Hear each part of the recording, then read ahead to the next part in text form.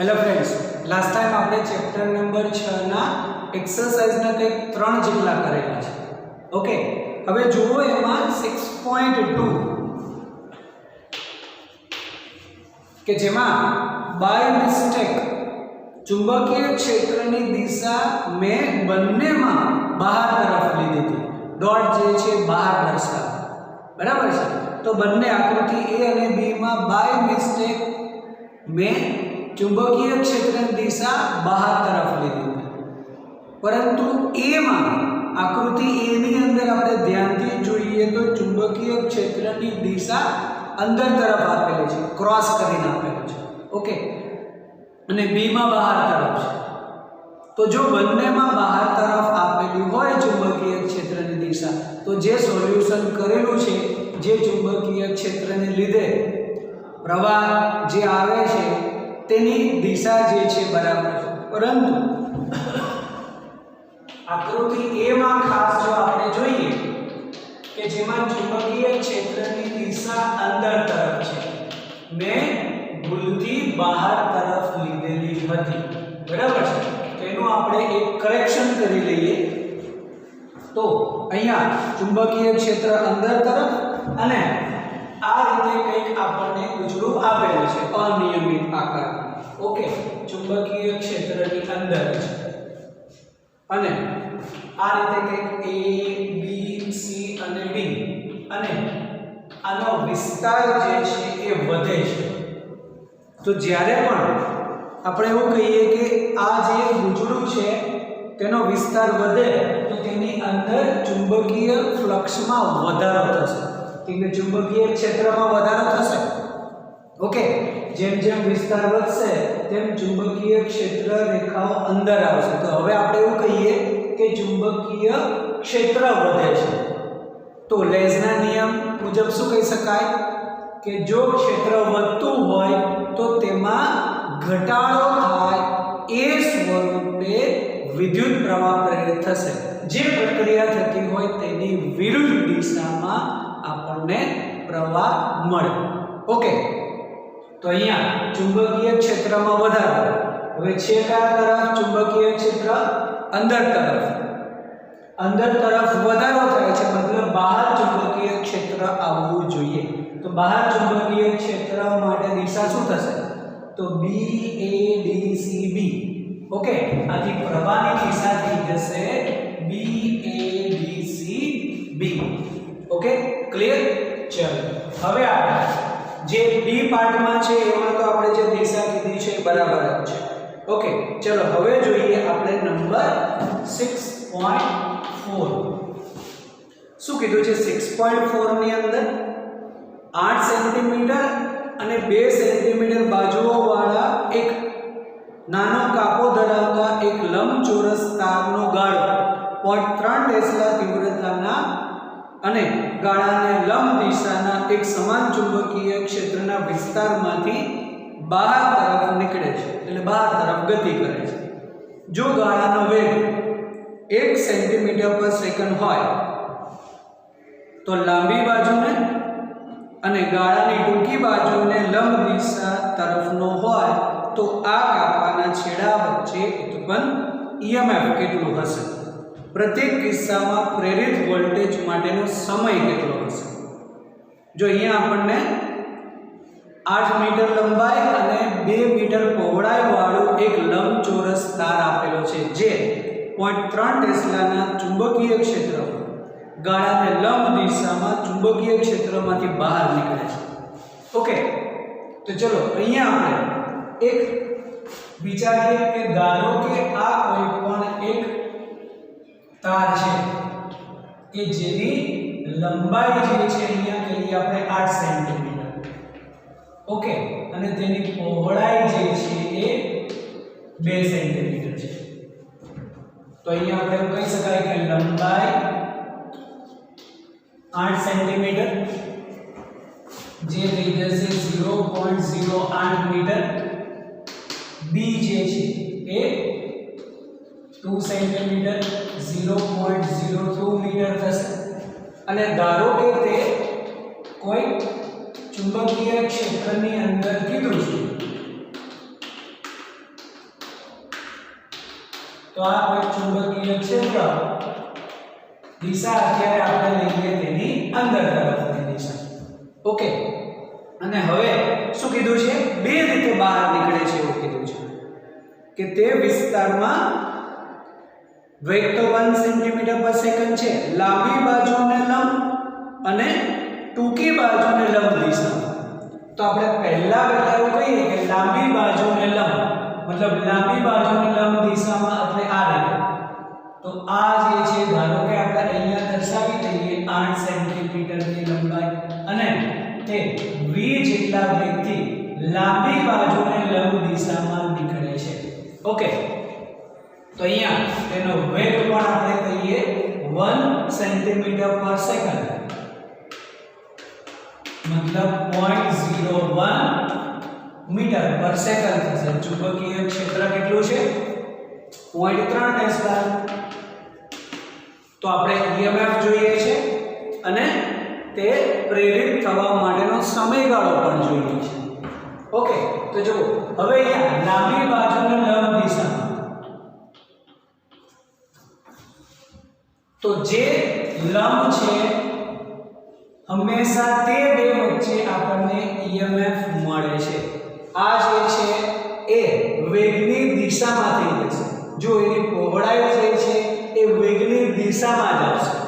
તો જો વેગની દિશામાં જ્યારે પણ ગતિ થતી હોય ત્યારે આપણને કોઈ જ EMF મળતું નથી. મતલબ જ્યારે પણ આપણને બે દિશા આપેલી છે, એક લંબાઈને લંબ અને એક એની પહોળાઈને લંબ કીધું છે, એટલે કે આ રીતે બહાર નીકળશે, બીજી પરિસ્થિતિમાં આપણે કહીશું આ દિશામાં બહાર નીકળે છે.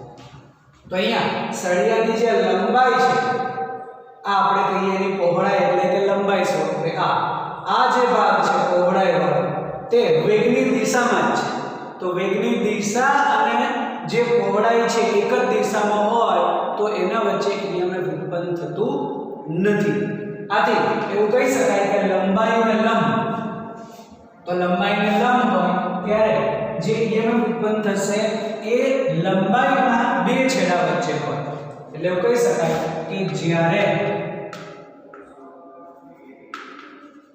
લૂપ અથવા તો આપણે કહીએ કે કોઇલ, ગુચડું, લૂપ જ્યારે લૂપ લંબાઈને લંબ દિશામાં ચુંબકીય ક્ષેત્રમાંથી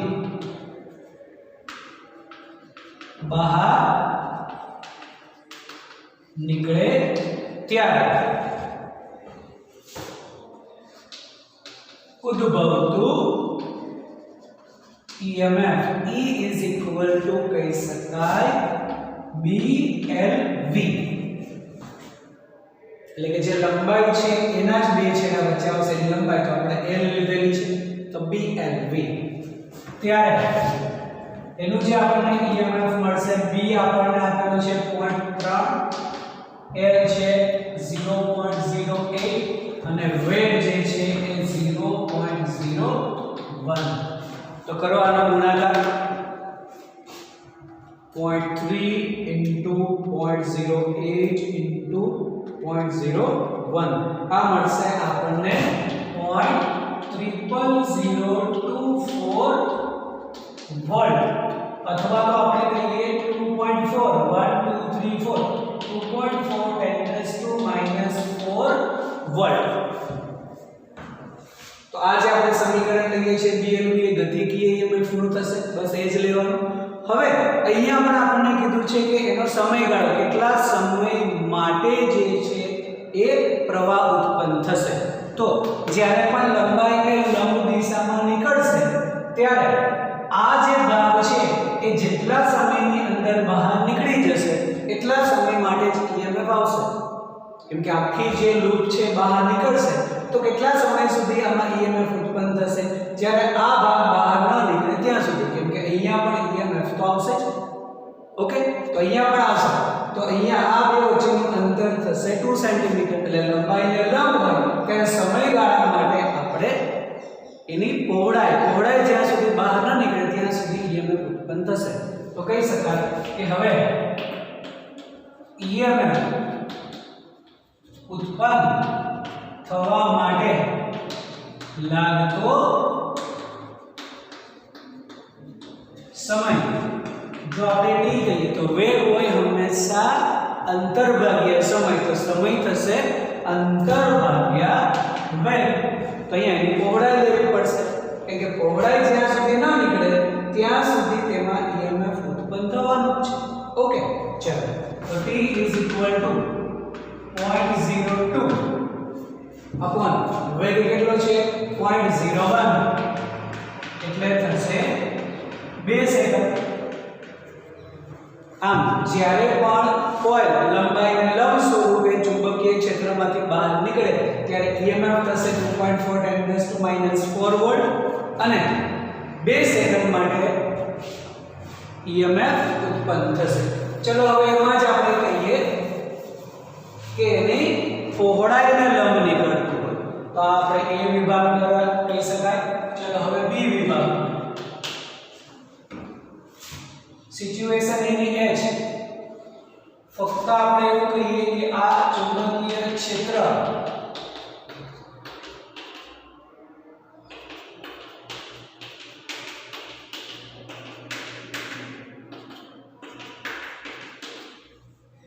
આની લંબાઈ છે, આ પહોળાઈ કહીએ છીએ.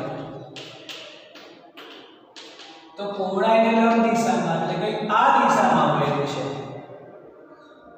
બધી જ સિચ્યુએશન એની એ છે. એવું કહી શકાય કે જ્યારે લૂપ પહોળાઈને લંબ દિશામાં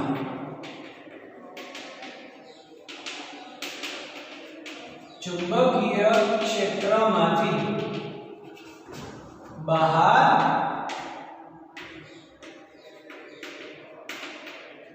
નીકળે ત્યારે ઉદ્ભવતું EMF. તો E = B. L ની જગ્યાએ આપણે કહેવાની તેની પહોળાઈ B એટલે થશે 0.3. પહોળાઈ કેટલી છે 0.02 કહી શકાય અને V જે છે 0.01. તો કરો આનો ગુણાકાર, કેટલું થશે 0.3 × 0.02 × 0.01. આ જે છે એ 0.00006 વોટ થશે. મતલબ 1 2 3 4 5 6 × 10⁻⁵ વોલ્ટ થશે. તો ઉદ્ભવતું EMF એટલું થશે. ચલો હવે એનો સમયગાળો તો કહી શકાય કે હવે EMF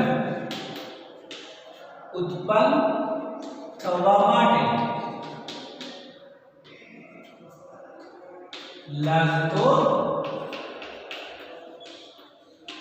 સમય t = તો જો અહીંયા કહીએ કે જ્યાં સુધી એની લંબાઈ બહાર ન નીકળે ત્યાં સુધી EMF ઉત્પન્ન થશે, કે જેમ બહાર નીકળશે એમ ફ્લક્સમાં ફેરફાર. તો ક્યાં સુધી ફ્લક્સમાં ફેરફાર થશે જ્યાં સુધી તેની લંબાઈ બહાર ન નીકળે ત્યાં સુધી. આથી સમયગાળા થશે L/V. એનો મતલબ કે 0.08/0.01. તો આમાં મળશે આપણને 8 સેકન્ડ સુધી EMF મળી શકે. ઓકે, અહીંયા આપણે કહીએ છીએ 2 સેકન્ડ સુધી, તો અહીંયા આપણને મળશે 8 સેકન્ડ સુધી. સમજાય છે? ઓકે, ચલો હવે જુઓ નંબર નેક્સ્ટ. કેટલામો છે 6.5. શું કીધું છે 6.5 ની અંદર 1 મીટર લાંબા ધાતુના સળિયાને લંબ તેના કોઈ એક છેડામાંથી પસાર થતી અક્ષને અનુલક્ષીને 400 રેડિયન/સેકન્ડ ની કોણીય આવૃત્તિ સાથે પરિભ્રમણ કરાવવામાં આવે છે. આ સળિયો બીજો છેડો એક વર્તુળાકાર રિંગ સાથે સંપર્કમાં છે. અક્ષને સમાંતર 0.5 ટેસ્લાનું અચળ એક સમાન ચુંબકીય ક્ષેત્ર અસ્તિત્વ ધરાવે છે. તો આ રિંગ અને તેના કેન્દ્ર વચ્ચે EMF કેટલું ઉત્પન્ન થશે? જુઓ 6.5 ની અંદર તો આ જે છે આગળ આપણે ઉદાહરણ કરેલું છે બસ એના જેવું જ. ચલો એના માટે એને ડેટા લખીએ. લંબાઈ L = 1 મીટર, ઓમેગા 400 રેડિયન પર સેકન્ડ અને ચુંબકીય ક્ષેત્ર આપેલું છે 0.5 ટેસ્લા. તો એમાં EMF આપણે જોઈએ છે. તો અહીંયા જ્યારે પણ એવું હોય કે વર્તુળાકાર ફરે છે અને તો એક પ્રકારનો વ્હીલ અને આરા જેવો આપણે જે દાખલો કરેલો છે બસ એના જેવું જ થયું કે એના કેન્દ્ર અને રિંગ વચ્ચે ઉદ્ભવતું EMF. તો કેન્દ્ર અને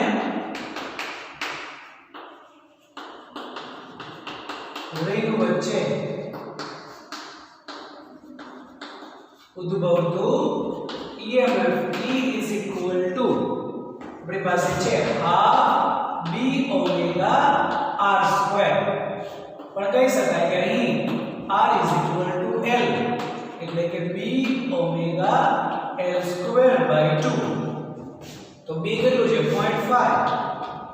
ઓકે, ઓમેગા કેટલો છે 400 ના તો 1 જ છે / 2.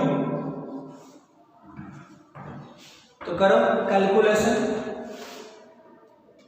0.5 * 400 / 200. તો E = 100 વોલ્ટ કહી શકાય. હંમેશા જ્યારે પણ દાખલામાં આન્સર આવે એટલે એકમ લખવાનો કમ્પલસરી. ઓકે, ચલો નંબર 6. શું કીધું છે? 8 સેન્ટીમીટર ત્રિજ્યાના અને 20 આંટાવાળા બુચડાના તેના ઉર્ધ્વ વ્યાસને અનુલક્ષીને 3 × 10⁻² ટેસ્લાના એક સમાન ચુંબકીય ક્ષેત્રમાં 50 રેડિયન પર સેકન્ડની કોણીય ઝડપથી ઘુમાવવામાં આવે છે. આ બુચડામાં પ્રેરિત મહત્તમ અને સરેરાશ EMF મેળવો. જો આ બુચડું 10 ઓહ્મનો અવરોધ ધરાવે તો તેમાં પ્રવાહની પણ ગણતરી કરો. જૂલ હીટિંગને કારણે સરેરાશ પાવર વ્યયની ગણતરી પણ કરો અને આ પાવર ક્યાંથી આવે છે એ પણ બતાવવાનું છે. તો ચલો ત્રિજ્યા આપેલી છે આપણને 8 સેન્ટીમીટર એટલે કે 8 × 10⁻² મીટર. આટા આપેલા છે કેટલા 20. ચુંબકીય ક્ષેત્ર છે B = 3 × 10⁻² ટેસ્લા અને ઓમેગા આપેલો છે કેટલો 50 રેડિયન પર સેકન્ડ અને એક અવરોધ છે R = 10. તો હવે આપણે જોઈએ છીએ બુચડામાં પ્રવાહના મહત્તમ મૂલ્ય અને મહત્તમ EMF બી જોઈએ છે. તો હવે મહત્તમ EMF માટે બુચડામાં ઉદ્ભવતું મહત્તમ EMF. તો મહત્તમ EMF નું સૂત્ર યાદ કરો. તો શું થશે મહત્તમ EMF? તો બુચડામાં ઉદ્ભવતું મહત્તમ EMF EM કહીએ આપણે E maximum. તો યાદ કરો એ છે NAB ઓમેગા છે. ચાલો તો હવે n આંટાની સંખ્યા 20, ક્ષેત્રફળ થઈ જશે πr².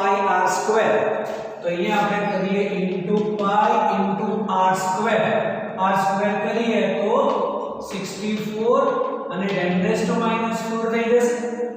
ઓકે, b 3 × 10⁻² અને ઓમેગા છે 50.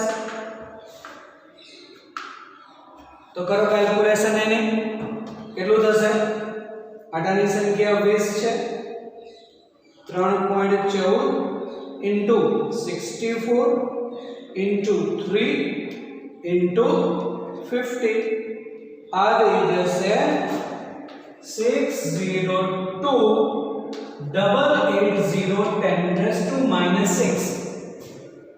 10⁻⁶ કરીએ તો આ 1 2 3 4 5 6 મતલબ આ થશે 0.6 0.6 વોલ્ટ.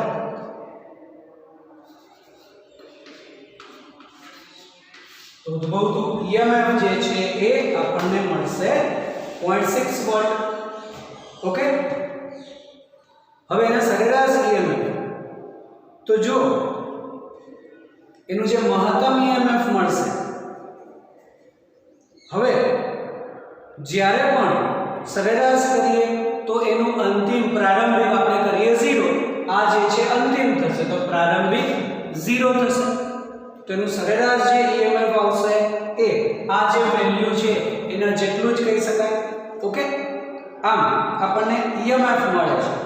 હવે આપણે જોઈએ છે તેના પ્રવાહની ગણતરી. તો અવરોધ આપણને આપેલો છે, પ્રવાહની ગણતરી કરો. ચલો ફટાફટ પ્રવાહની ગણતરી કરો, એટલે સુધી લખી લો અને પ્રવાહની ગણતરી કરો.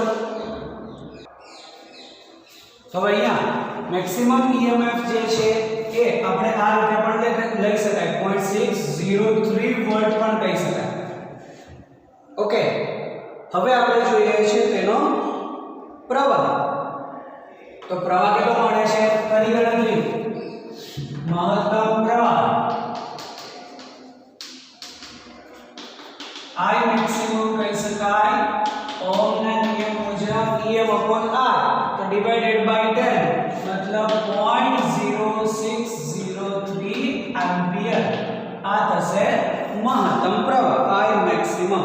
ચલો હવે આપણે જોઈએ છે જૂલ હીટિંગ ને કારણે પાવર વ્યય. તો અહીંયા પાવર વ્યયનું જે ગણતરી છે તે કેલ્ક્યુલેશન ચેપ્ટર નંબર 7 ની અંદર છે.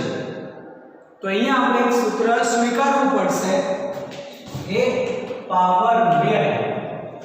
તો પાવર વ્યય P = જે આપણે કહીએ છીએ તો એવું કહેવાય કે E maximum I maximum by 2 શું કામ છે તેની કેલ્ક્યુલેશન ચેપ્ટર નંબર 7 ની, કેમ કે આ જે સમીકરણ આપણે યુઝ કરીએ છીએ એ છે જનરેટર છે. ઓકે, એટલે કે અલ્ટરનેટિંગ કરંટ. તો અલ્ટરનેટિંગ કરંટ ની અંદર પાવર વ્યય આપણે હંમેશા આ રીતે લેવું પડશે કે EM IM by 2 થી. ચલો તો હવે કરો કેલ્ક્યુલેશન. આ જે છે 0.603 into 0.0603 divided by 2. કરો કેલ્ક્યુલેશન.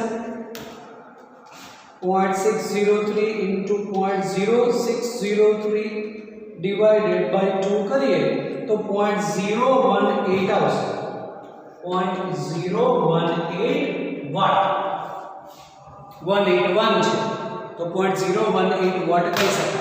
અને હવે એવું કહી શકાય કે પાવર જે છે ક્યાંથી આવે છે, એવું કહી શકાય કે આ ગૂંચડાને ગુમાવવા માટે બહારની જે કાંઈ પણ એજન્સી કહી શકાય કે જેના દ્વારા બળ લગાડવામાં આવે છે ત્યાંથી પાવર ઉત્પન્ન થશે. એવું કહી શકાય ગૂંચડાને ગુમાવવા માટે જરૂરી બળ જે છે, જરૂરી કાર્યનું અહીં પાવરમાં રૂપાંતર થાય છે. ઓકે, ચલો વિડિયો પોઝ કરો અને કેલ્ક્યુલેશન કરીને લખી લો ફટાફટ એટલું. ચલો લખી લીધું. નેક્સ્ટ નંબર 7, 6.7 ની અંદર શું આપેલું છે જો 6.7 માં ક્વેશ્ચન છે તો મને બી ખબર છે, વાંચો ક્વેશ્ચન શું છે, બરાબર ને. ઓકે, ચલો શું છે કે પૂર્વથી પશ્ચિમ સુધી વિસ્તરેલ 10 મીટર લંબાઈ. નંબર 6.7. ઓકે, કે પૂર્વથી પશ્ચિમ સુધી વિસ્તરેલ 10 મીટર લંબાઈનો એક સમક્ષિતિજ સીધો તાર 50 મીટર પર સેકન્ડની ઝડપથી પૃથ્વીના ચુંબકીય ક્ષેત્રના સમક્ષિતિજ ઘટક ને લંબ રૂપે નીચે પડી રહ્યો છે. આ તારમાં પ્રેરિત EMF નું મૂલ્ય કેટલું હશે? EMF ની દિશા જોઈએ છે અને કયો છેડો ઊંચા વિદ્યુત સ્થિતિમાન પર હશે. ચલો એનો ડેટા લખી લઈએ કે લંબાઈ આપણને આપેલી છે 10 મીટર. ચલો વેગ આપણને આપેલો છે 5 મીટર પર સેકન્ડ અને ચુંબકીય ક્ષેત્રના સમક્ષિતિજ ઘટક એટલે BH કરીએ. ચલો 0.3 × 10⁻⁴ વેબર પર मीटर स्क्वेर। तो आने आ રીતે પણ લખી શકાય 3 × 10⁻⁵ વેબર પર મીટર સ્ક્વેર। હવે અહીંયા આપણને EMF નું મૂલ્ય કીધું છે, તો EMF નું મૂલ્ય તો આપણને ડાયરેક્ટ મળી જશે। ચલો પહેલું કે EMF નું મૂલ્ય છે એટલા માટે આપણે એને મોડમાં લખીએ તો એ થઈ જશે BLV, પણ અહીંયા BH છે તો BHLV 3 × 10⁻⁵, લંબાઈ 10 અને વેગ જે છે એ 5 છે। ઓકે, લાભ થઈ જશે 15 150 -5 છે તો 15 × 10⁻⁴ કહી શકાય, બરાબર છે, વોલ્ટ। ચલો EMF નું મૂલ્ય તો ડાયરેક્ટ મળી જશે।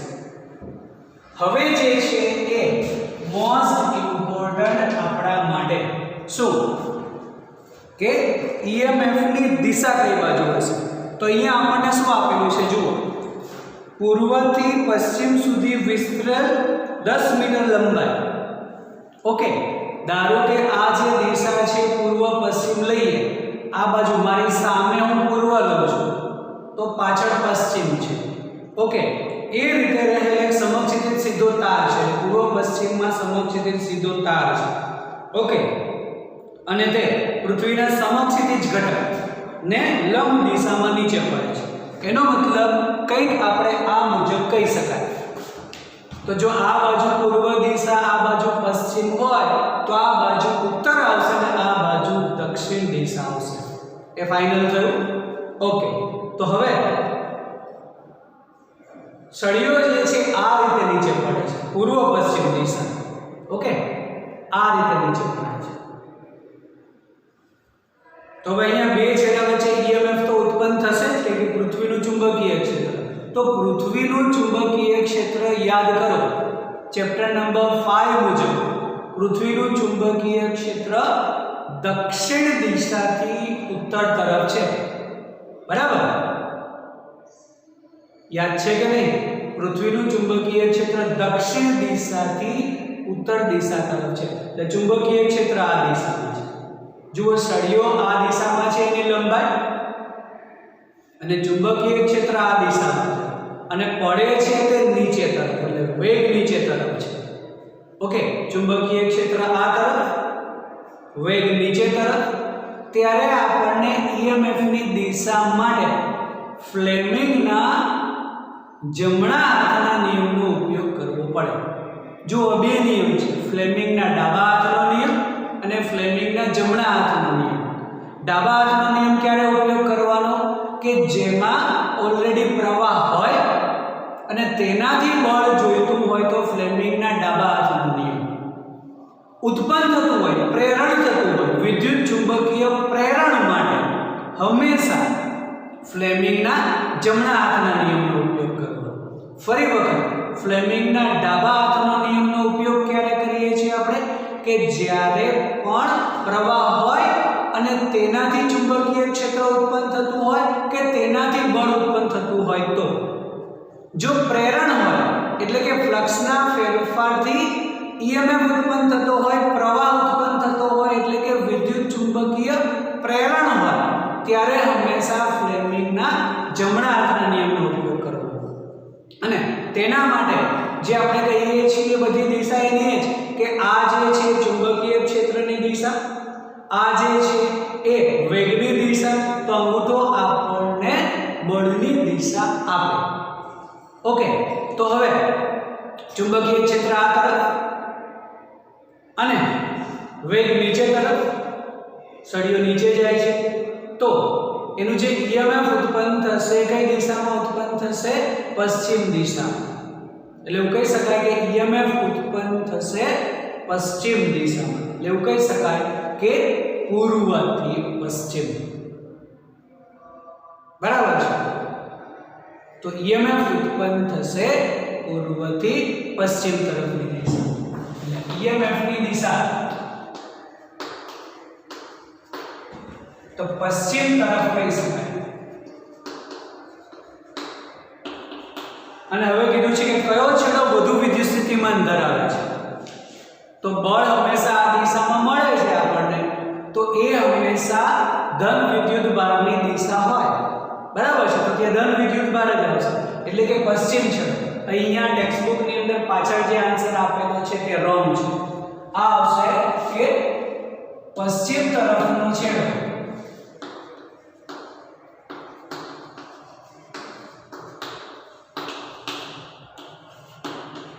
ઊંચું સ્થિતિમાન ધરાવે. ઓકે, એટલે આટલું ખાસ યાદ રાખવું, બરાબર છે. ફરી વખત, જે ફ્લેમિંગનો જમણા હાથનો નિયમ આપણે ઉપયોગ કરીએ છીએ પ્રેરણ માટે, બાકી આ ચુંબકીય ક્ષેત્રની દિશા, આ વેગની દિશા, બળની દિશા આપશે. ચુંબકીય ક્ષેત્ર આમ છે, વેગ નીચે તરફ છે, તો આ તરફ પશ્ચિમ દિશામાં બળ ઉત્પન્ન થશે, પશ્ચિમ તરફની દિશા આવશે, પશ્ચિમ તરફનો છેડો ઊંચો સ્થિતિમાન ધરાવે. ઓકે.